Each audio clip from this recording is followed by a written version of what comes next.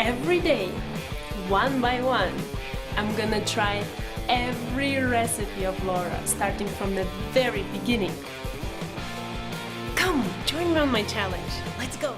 Hi everyone! My name is Ruta and welcome to the 276th day of my challenge where I'm gonna try a really fun dessert. I feel like I don't think I've ever tried Italian Struffoli before, but when I was watching Laura make those, I got the sense that they resemble this other dessert I really love. In Chinese cuisine they have these caramelized apples, pineapples, strawberries, bananas, you name it, and I love those. And somehow they really gave a vibe like these Italian Struffoli. They give a vibe of being somewhat not the same, but somewhat similar, so I'm making the whole batch. I'm expecting I will be in this kitchen for like half a day, cutting that dough into teeny tiny little thingies, but I'm thinking maybe I will just fry half and then with the rest I will do what Laura did. But let's cross that bridge when we approach it. So now, if you're curious to see how it goes trying out this recipe for the very first time, then keep on watching. We're gonna need 250 grams of flour, 3 eggs, zest of 1 orange, zest of 1 lemon, 2 tablespoons of fresh orange juice, 1 tablespoon of sugar, half a teaspoon of salt, 300 grams of honey, and some sprinkles. Let's start. Okay, I'm excited. Are you?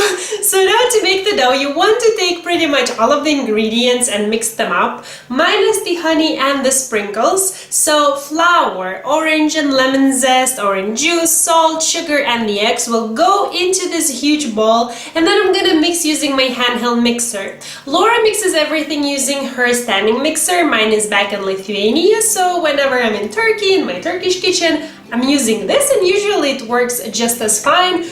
I have my fancy dough hook attachments as well, just in case I need them, but usually this is enough. So yeah, that's everything I'm gonna do now. Just mix everything together.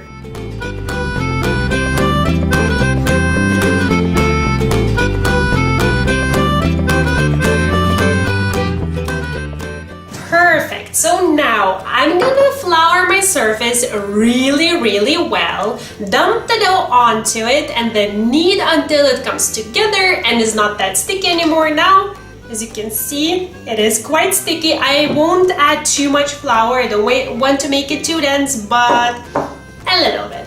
Then, once I form it into a bowl, I'm gonna add it to this small bowl, cover with plastic wrap, and let it sit on the counter for 30 minutes.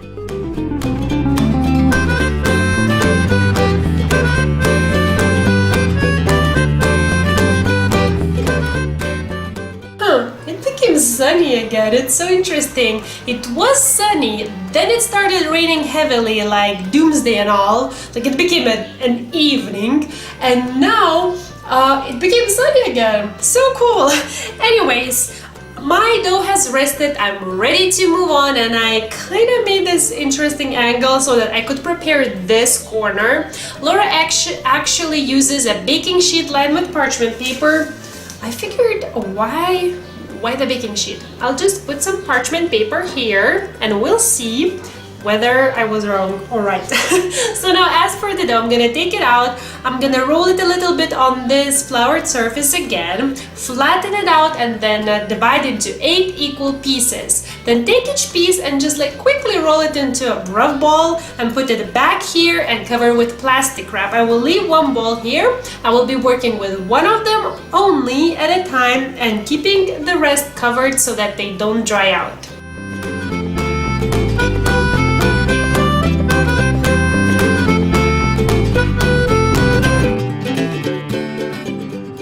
Okay, I forgot to sprinkle some flour here, so that's going on. And now, okay, this will be interesting. I'm gonna roll this out into a thin, okay, maybe I should start first say, okay, not a multitasker, obviously. So I'm gonna roll it out into a thin rope, and then cut it into around 60 millimeters, like little pillows. Then take each one of them, briefly roll in between palms of my hands and put it here, and just continue until everything turns into little tiny pillows. Okay, what's half a centimeter? I think this would be a centimeter. Oh my god, it's like nothing. Okay, so I'll just work towards as small as possible.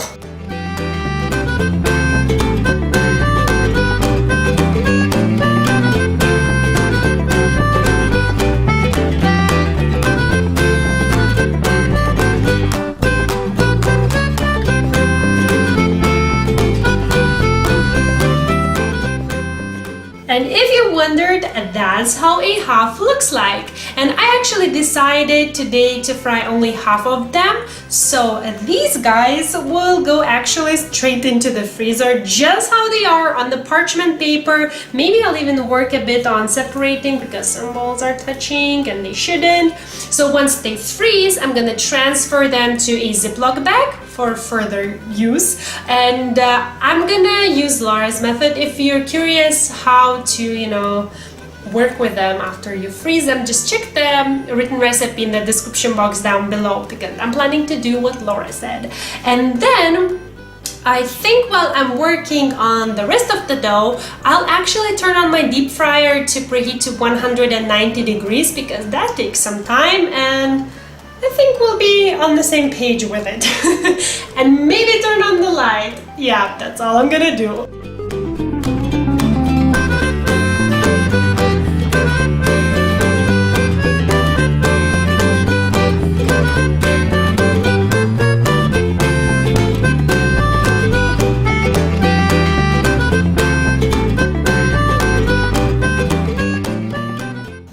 Quite an assembly right here, don't I? I have a problem in this kitchen with outlets, meaning I don't have enough of them. So I knew I have to deep fry here because I have an outlet right there.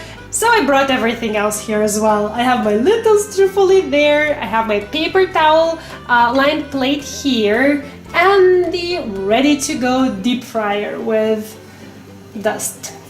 Oh well, I don't really use it that often. I should have cleaned, but I just noticed. Oh well. So here's how it's going to go. I'm gonna add the little Struffoli on this slotted spoon so that I wouldn't burn myself, and then carefully put them into the oil and then fry them for 2 to 3 minutes or until they turn this gold. What was the description? Deep golden brown? That's what it was. Then transfer them here so that the paper towel would absorb excess oil, and continue the process until all of these turn into ready-to-eat dessert.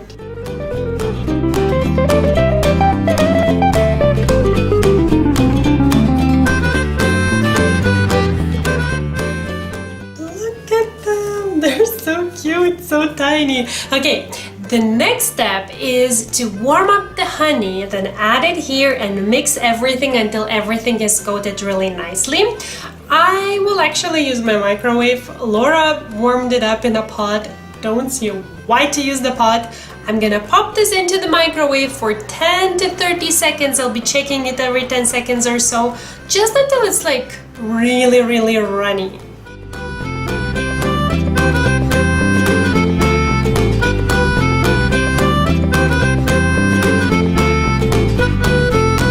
My god, do they look cute. I let them sit and just set for quite some time because Laura said so.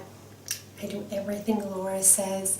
My goodness. Okay, now I'm taking back the Chinese dessert likeness. This actually looks so similar to Turkish dessert called, my mouth is watering, called lokum, which I love. Apparently I like bubbly, syrupy desserts. My god, I love such things so much. Oh, this is so nice. This has very citrusy, not very, but really distinct citrusy taste.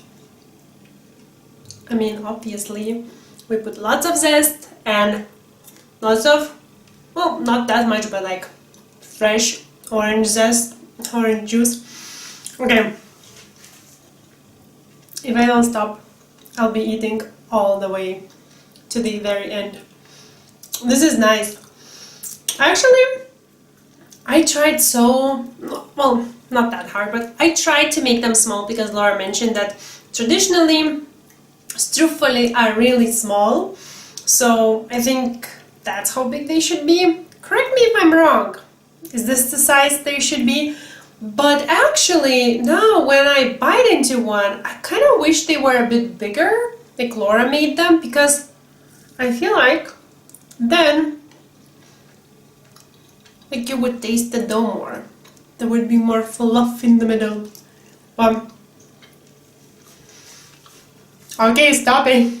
I love such desserts. And if you make the bubbles bigger, it will be quicker, it will be less time consuming. I mean, this is not hard, this is easy as it is, but this looks so cute. My god, if I make something like this and put on a table, like, can you see? It's hard to keep eye contact with you because I have something like this to look at. This is super cute. I love this dessert. It's really similar, well, in a shape maybe, in that it's like syrupy, like, and I don't know. It resembles Turkish dessert, but at the same time they have some difference in dough. Why am I comparing this? I don't know. I love this. This falls right into... I don't have really a sweet tooth, but there are a couple of desserts I really enjoy eating. For others I'm like, it's okay, like I could live without it. But when I see something like this, it's just like, and when they're so teeny tiny, just like you want to pick on them. This is something really fun. I feel like, even though in Turkey, in Italy, Laura mentioned that this is a traditional Christmas dessert, but I feel like this would be great for Easter actually in Lithuania, because they kind of resemble little tiny eggs. I mean, this dessert is good all year round if you like something like this.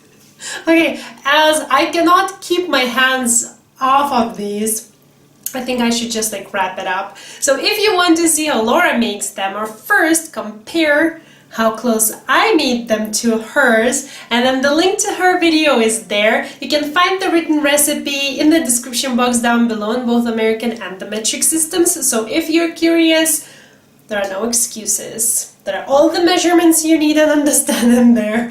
And then that's pretty much it. Thank you so much for watching. If you like this video, give it a thumbs up, and I will see you soon. Bye!